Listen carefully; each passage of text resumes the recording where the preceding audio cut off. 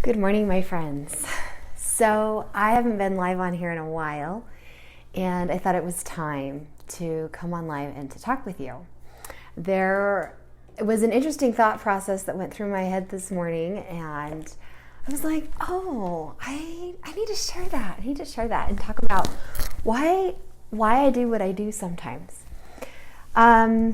So when we are teenagers, we start mimicking people around us. And when we do that, we tend to lose our own sense of self, our own sense of who we are. And then somewhere in our 20s or 30s, we start to reignite and say, why am I following the crowd? I don't need that. I don't need the drama that goes with that. I need to be me.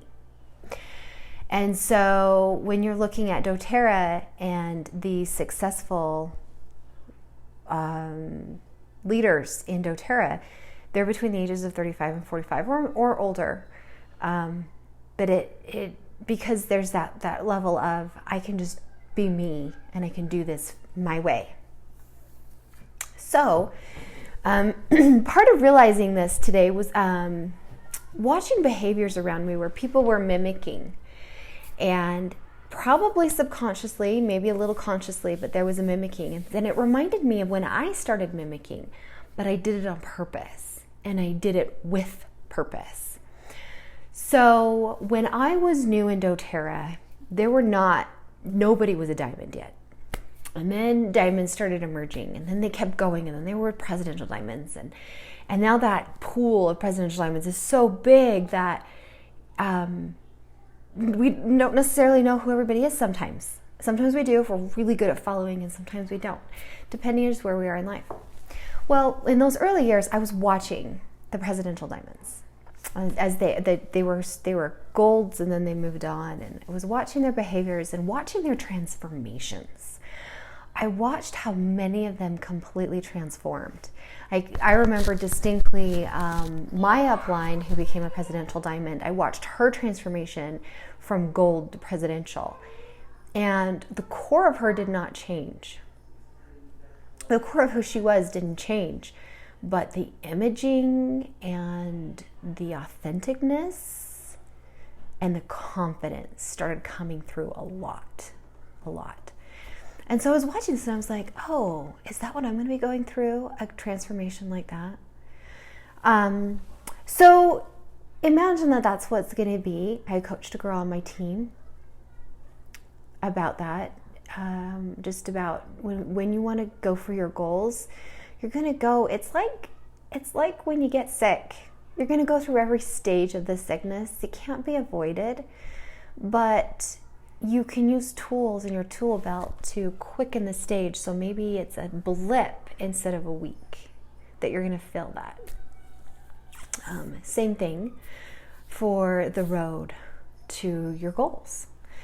Well, when you're on that road to your goals, you want to write them down. And you want to be very descriptive as possible so you can really feel and taste it. Know what it looks like, know what it feels like. I've done this so many times, and it's really fascinating. I recently cleaned up my bookshelf behind me, and I have another bookshelf that used to be just chock full of all my doTERRA stuff and my books, and I pared that down a ton. I did a ton last October, and then I did again President's Day weekend. And between both situations, as I was reading through my notebooks, I could see where I had been and what my vision of the future was. And I could see where I was now and how I could see my limiting beliefs of back then. And I could see where I am right now. And I'm constantly writing. So it's fun to just go back to those notebooks and say, oh, look at my own transformation, because I was in that writing process. So journaling's important. But this is the funny part. The act as if. So the act as if. I remember watching these ladies, and I remember thinking none of them wore tennis shoes to convention. Not a one. That's interesting. They were always dressed up. More than likely they were on stage too. But in the more recent years, I do see leaders wear comfortable clothing, and then when they're going to be on stage, they change. And then they go back to their comfortable clothing, which is what I would do. Absolutely. Like, I need to be in comfortable shoes. And then I noticed that they didn't often carry the gifted doTERRA backpack at convention. They just had their handbags. And I was like, that's really interesting too. Now, I'm going to notice things that stick out to me, right? Things that might be worth it for me. These days, that was in the early days. These days, there are blues and presidentials that wear the backpack all day long. They travel with the backpack, everything. But I was looking at their behavior and I was like, what in their behavior would be true to me? What would be true for me to adopt in my life? And so I stopped using the doTERRA backpack. I used it during convention a few years, but I already carry enough emotional weight on my shoulders that looking back, that's what I was feeling, but I didn't know it, and I didn't want to add more physical weight to it. And because I've been aware of that, I do more and more releasing of the emotional burdens that I'm carrying, especially ones that aren't mine. And as a type 2, I tend to pick up people's without realizing it and then go, oh my goodness, here, take it back. I don't want yours. You can keep yours. I got my own. Then I pray, oh God, help me carry these burdens. My shoulders are getting really tight. But I really loved the look of carrying a handbag. So I have some really great type 2 handbags. And some of them are really big, some are really small. And when I first go to convention and I register, I have my small one because I know I'm going to get the big backpack and I know I'm going to get a notebook and a pen, and I need to know what they're going to give me that I want to be using, plus my own food supply and water, and how I'm going to carry all that. And so I will, because I have the privilege of living in Utah and conventions are here. I didn't have this earlier in the years, but in the last 3 years I've had this privilege. I will come home and I will take a look at it, and then I will decide what big bag I need, whether it's a big handbag or it's a much larger tote bag or what I need. But regardless, I always wear a shoulder bag to convention. Always. Now, I also looked at how they were dressing, and I decided t-shirt and jeans were just not the way to show up at convention. Not if I wanted to be a leader. Not if I wanted to act as if. So I started, paying attention to that. But that's when Dressing Your Truth came into my life, and I knew what it was like to dress up as a type 2 or to dress down as a type 2 and still look elegant either way. And so that was easy. Today is kind of a midway day. Like this is dressed nice, not too cash. So I did take off the t-shirt I was wearing. I added my necklace and I added this floral shirt to just kind of dress it up just a bit. So I noticed how they were dressed, and I noticed what they were carrying. And I've carried that with me quite a bit. And I love how I feel in it. And so that's where, as the energy typing becomes true to who you are and where you are with your goals, whether you're following me because you want to go doTERRA route or you're going a different route, where you want to go with your goals, make sure it matches your true self. Make sure it matches who you are intuitively. There's so many resources, and I keep being ready for more. Like when God's about ready to give me a new resource, I'm like, oh, God, I will be diving in and chomping deep and getting every last bit of meat off that bone as soon as you give it to me.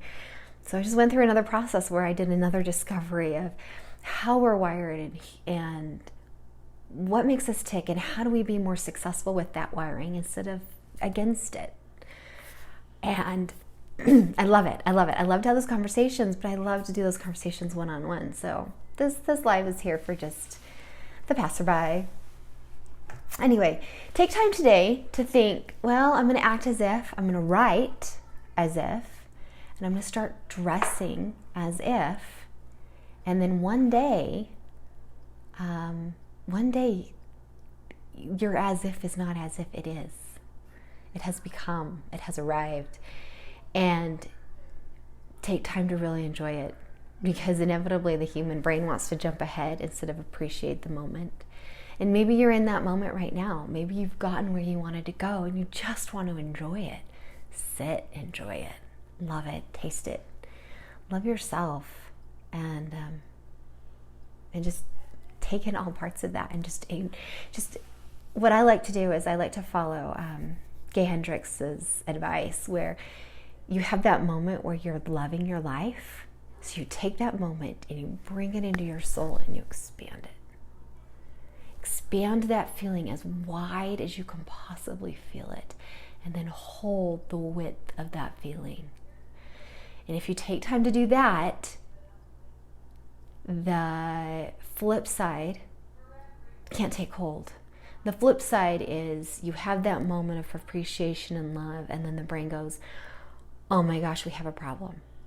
We got to bring this down. And so it starts creating drama.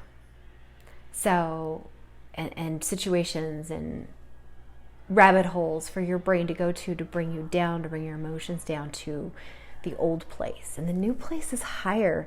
The new place is vibrant, and the new place is terribly attractive. Bring that up. Expand it and hold it. I did this yesterday. My youngest wanted to go outside and play in the snow. And the should, in my mind, if you heard me talk about shoulds, said, oh no, I have to go out with her, and I just got home and I just want to be in the house for a few minutes. Like, jettison the should. I helped her finish getting dressed. I mean, she's 2 and she can get her coat and her shoes on just fine. She just needs help with the door. So I let her go outside, and I watched her go shovel around the snow in the backyard at 2 with this kid shovel. And she was having a great time. What did she want? She just wanted me to watch her. She just wanted to know that she was being appreciated for who she was and what she wanted to do. She didn't need someone there with her, just appreciated. And there's so much in that lesson. So much in that lesson. And then on the flip side, I'm on the inside of the door and I'm watching, and I'm feeling so much love for this little human that's working so hard to shovel with the muscles she's got that are not trained for shoveling. And I love her. And I could feel that coming up. It's like, oh, I'm going to hold this and expand it, because I remember what it was like when I was a new mom. And that would start to come up. And without awareness of it, the unwinding started happening. And there were times I wondered, I've brought these little kids into my life, but how come I don't feel all that love for them? And it's an awareness, it's a tool. Stay focused on the goodness, stay focused on the gratitude. And then keep yourselves in light with people who are focused on that. And if that means being in light with them because you can see them do Facebook Lives or read their books, be in light with those friends. And then eventually the real versions of them will show up for you. So, a little bit of a message for you today. Love you. Thanks for watching.